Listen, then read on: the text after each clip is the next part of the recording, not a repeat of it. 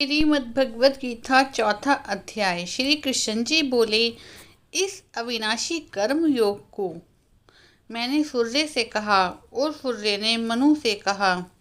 मनु ने राजा इक्ष्वाकु से कहा, हे अर्जुन, इस परंपरा से प्राप्ति है योग। सब राजर्षियों ने जाना, परंतु अधिक काल व्यतीत होने से यह लुप्त हो गया। वह प्राचीन योग आज तुमको मैंने बताया है, क्योंकि तुम मेरे मित्र और भक्त हो। यह योग रहस्य अति उत्तम है।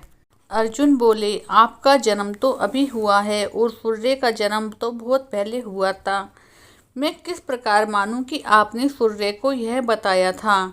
श्री कृष्ण जी बोले, हे अर्जुन, मेरे और तुम्हारी अनेक जन्म हो चुकी हैं। मुझे वह याद है, तुम भूल गए हो। मैं जन्म से रहित अविनाशी संपूर्ण प्राणियों का स्वामी अपनी प्रकृति में स्थित हूँ। हे भारत, जब जब धर्म की हानि होती है तब तब मैं जन्म लेता हूँ। मैं साधुओं की रक्षा, पापियों का विनाश और धर्म की स्थापना करने के लिए प्रत्येक युग में जन्मता हूँ।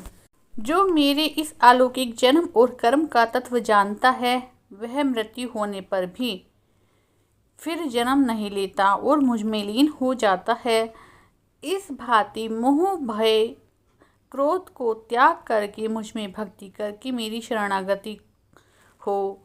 बहुत से मनुष्य ज्ञान रूपी तप से पवित्र होकर मुझ में मिल गए हैं। जो जिस भाव से मेरी पूजा करता है, मैं उसे उसी प्रकार का फल देता हूँ। हे पार्थ, मनुष्य सब प्रकार से मेरे मार्ग का अनुसरण करते हैं, अर्थात वे मेरी चाहे किसी की सेवा करें, वही मेरी सेवा है। मनुष्य लोक में कर्म सिद्धि शीघ्र ही हो जाती है। मेरे चारों वर्णों की सृष्टि अपने अपने गुण और कर्म से होती है। सृष्टि का कर्ता भी मैं ही हूँ, तथापि मुझे अकर्ता अविनाशी जानो। कर्म मुझको बुद्ध नहीं कर सकते। कर्म फल में मेरी कामना नहीं है। इस प्रकार जो मुझको पहचानता है, वह कर्मों के बंधन में नहीं पड़ता। इस प्रकार समझकर प्राचीन मुमुक्षुओं ने भी कर्म किए हैं। अतएव पूर्व पुरुषों से पहले ही किए गए कर्म को तो भी कर। हे अर्जुन, कर्म क्या है, अकर्म क्या है, इस विचार में विद्वान की बुद्धि भी चकरा जाती है। उसी कर्म का वर्णन मैं तुमसे करूँगा, जिसके जानने से संसार के बंधन को छूटकर मोक्ष के भागी हो जाओगे। कर्म, विकर्म और अकर्म तीनों को जानना आवश्यक है, क्योंकि कर्म की गति गंभीर है। जो कर्म में अकर्म और अकर्म में कर्म को देखता है, वही पुरुष बुद्धिमान है। यही योगी और समस्त कार्यों को करने वाला है। हे अर्जुन, जिसे कर्म करने की कोई कामना नहीं रहती, जिससे समस्त कर्म ज्ञान रूपी अग्नि से भस्म हो जाते हैं, अर्थात निर्मल हो जाते हैं, उसी को पंडित कहती हैं। जो कर्मफल की आशा को छोड़कर कर्म करता है और उसमें आसक्ति भी नहीं रखता और निराश्रय भी सदा संतुष्ट रहता है, ऐसा मनुष्य कर्मों में घिरा रहने पर भी मानो कुछ नहीं करता। जो सब कामनाओं को त्याग कर मन और आत्मा को वश में करके संसारी झगड़ों से छूटकर केवल शरीर से कर्म बंधनों में संतापित नहीं होता, देव योग से जो कुछ मिले उसमें ही संतुष्ट रहता है।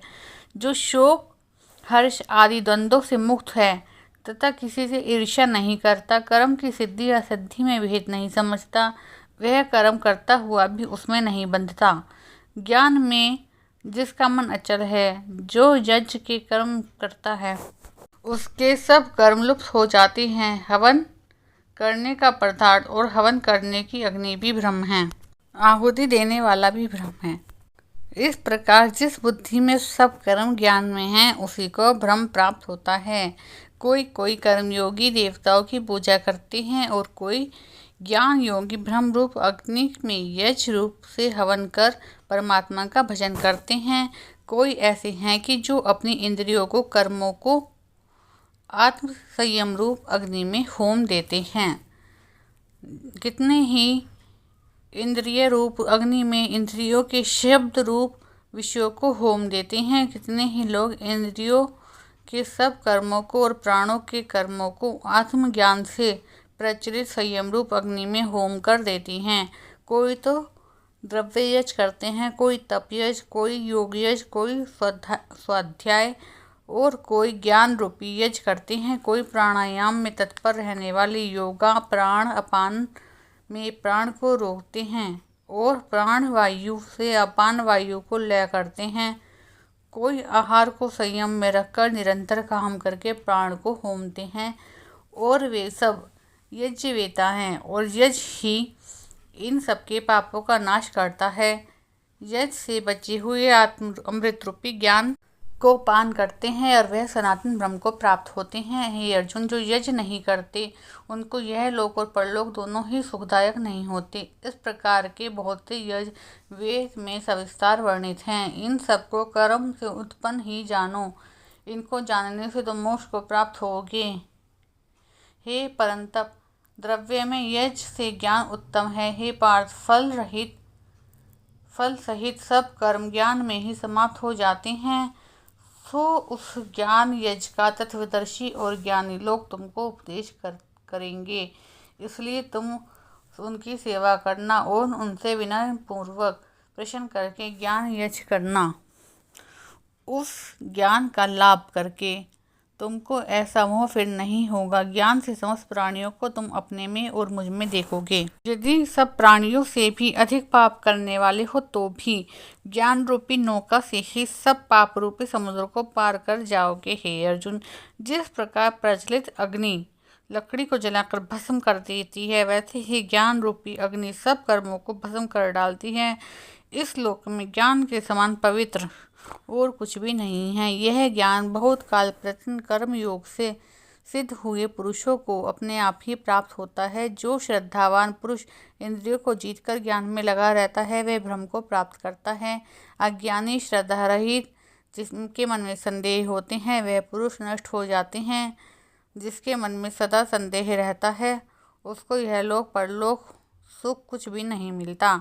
जिसने परमेश्वर की आराधना और निष्काम कर्म योग के आश्रय से कर्म बंधन त्याग दिए हैं, ज्ञान से जिसका संदेह दूर हो गया है, हे अर्जुन, उस आत्मज्ञानी पुरुष को सुख दुख नहीं होता। अतएव हे अर्जुन, अज्ञान से उत्पन्न हुई चित्त के संशय को ज्ञान रूपी तलवार से काटकर मेरे बताए हुए कर्मयोग को करने के लिए प्रस्तुत हो जाओ।